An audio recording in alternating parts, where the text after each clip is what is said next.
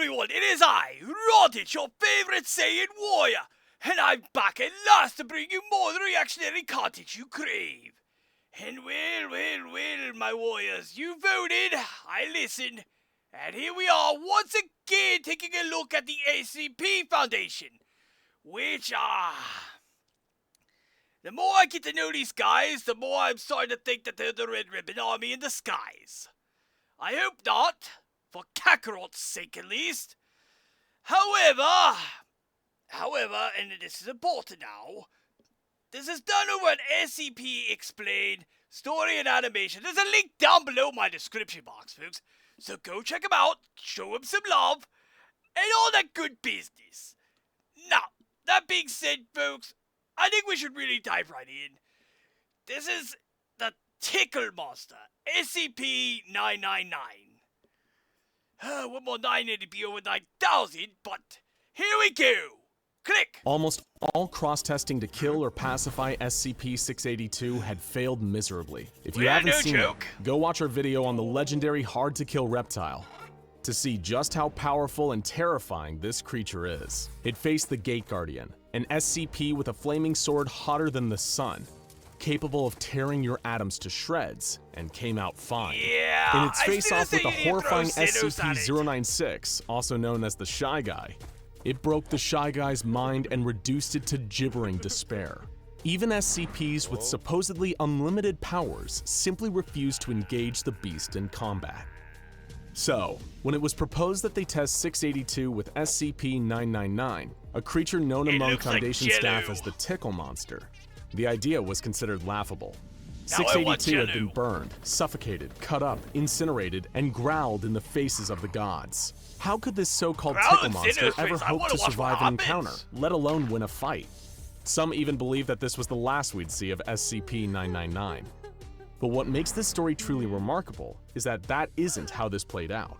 As you'll soon discover, SCP-999 is an amazing and unique SCP in and of itself. But its secret origins and its interactions with some other prominent figures in the SCP universe are what make this humble, slimy creature beyond extraordinary. Prepare yourself for the heartwarming, yes, you heard that right, the heartwarming story of SCP-999. Several highly trained agents on 682 detail place 999 into the immortal lizard cell. Compared to the giant reptilian sitting across from it, 999 wasn't much to look at. It's a large orange amorphous blob of anomalous slime. Weighing in at around 120 pounds, SCP-999 was nothing compared to the monstrosity it was supposed to face. While its weight has in the past caused minor injuries to some of its human handlers, it has never caused serious or long-lasting damage of any kind to a living thing. Even its diet consists only of candy and sweets, with a particular preference for M&Ms and Necco wafers. It consumes these treats through the cell membrane of its slimy body, much like an amoeba. This extremely stretchy membrane means the creature is highly malleable, including the ability to stretch and flatten itself out to a mere 2 centimeters thick. At rest, the creature takes a dome-like shape around 2 meters wide and 1 meter in height.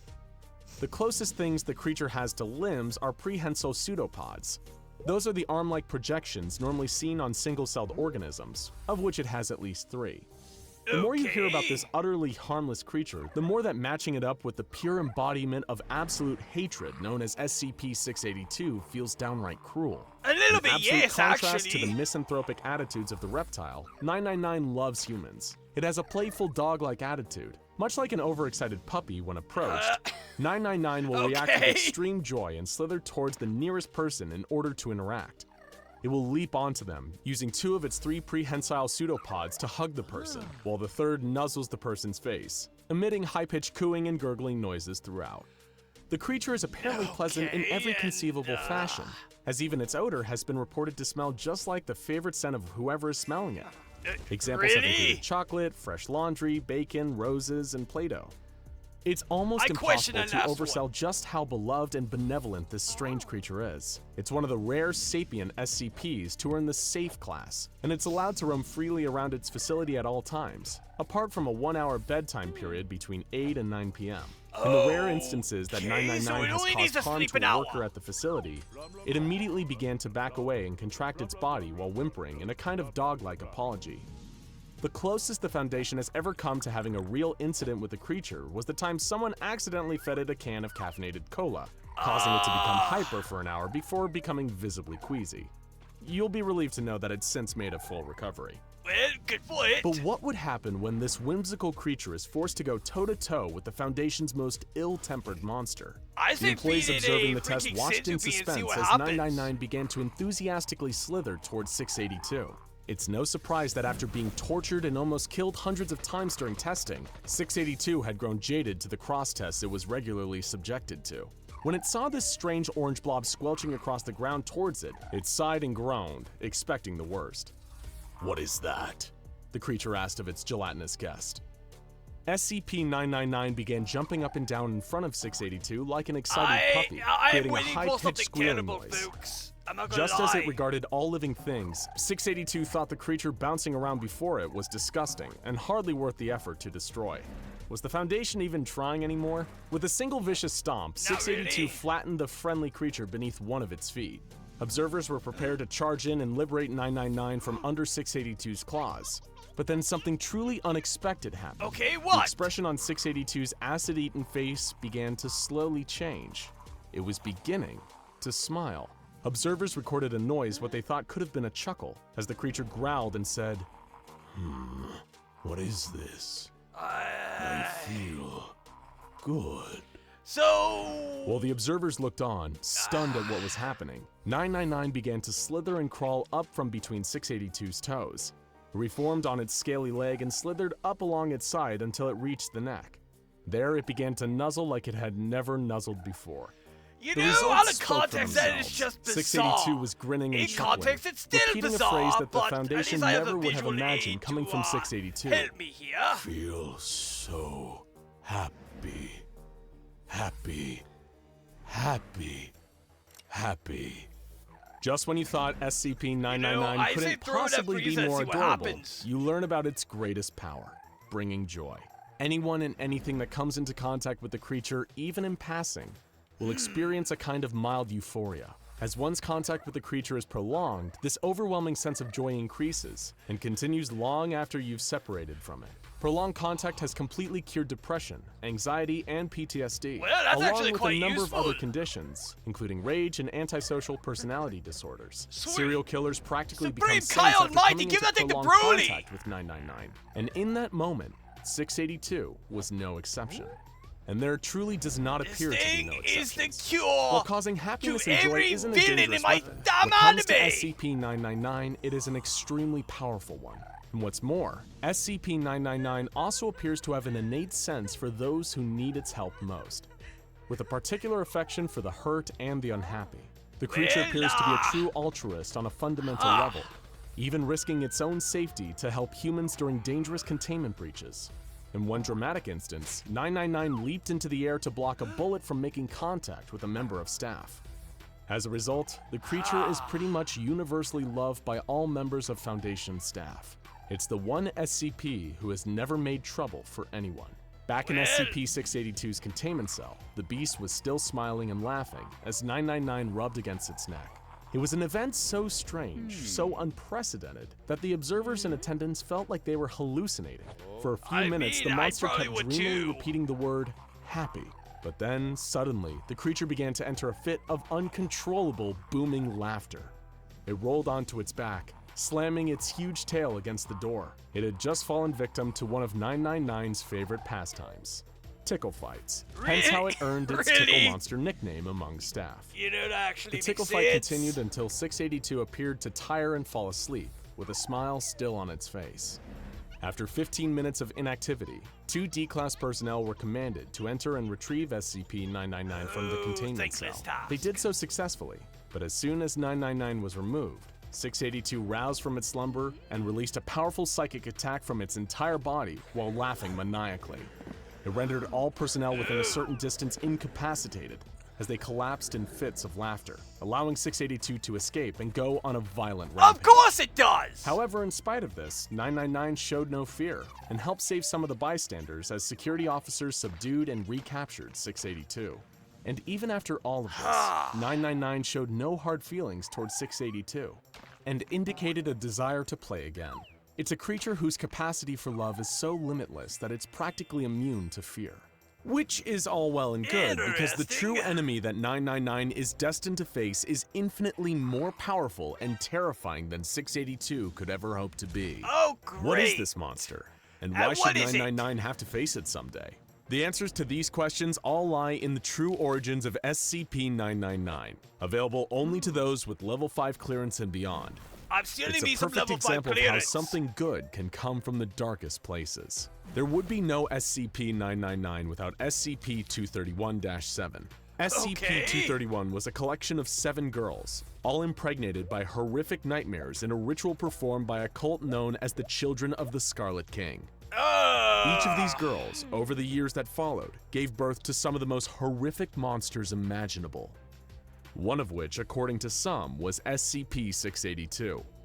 These beings were manifested by the Scarlet King, a powerful interdimensional nightmare god, believed to be behind a great deal of the darkness and horror present within our and many other dimensions. Foundation higher-ups have declared the Scarlet King to be the greatest existing threat to the multiverse at large. And SCP-231 was his latest direct interaction with our universe. The only surviving member of SCP-231, SCP-231-7, gave birth in secret. But she didn't give birth to a monster. She gave birth to SCP-999, a being of pure goodness. That's right.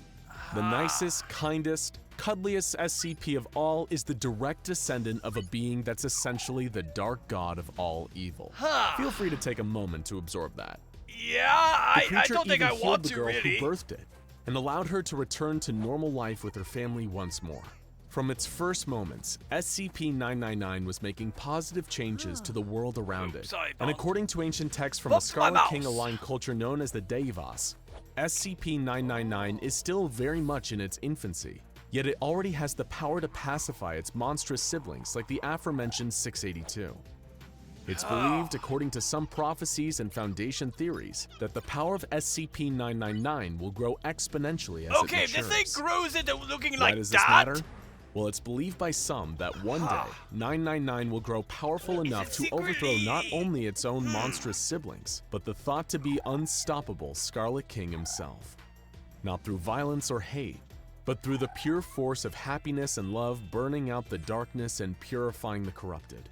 Yeah. While the humble SCP-999 rarely outshines its wanted me frightening to look at competitors, this to thing is those just truly in the out know, there. 999 is one of the most powerful and valuable SCPs in existence, and may be the greatest asset in the Foundation's arsenal for the war against dangerous anomalous activity.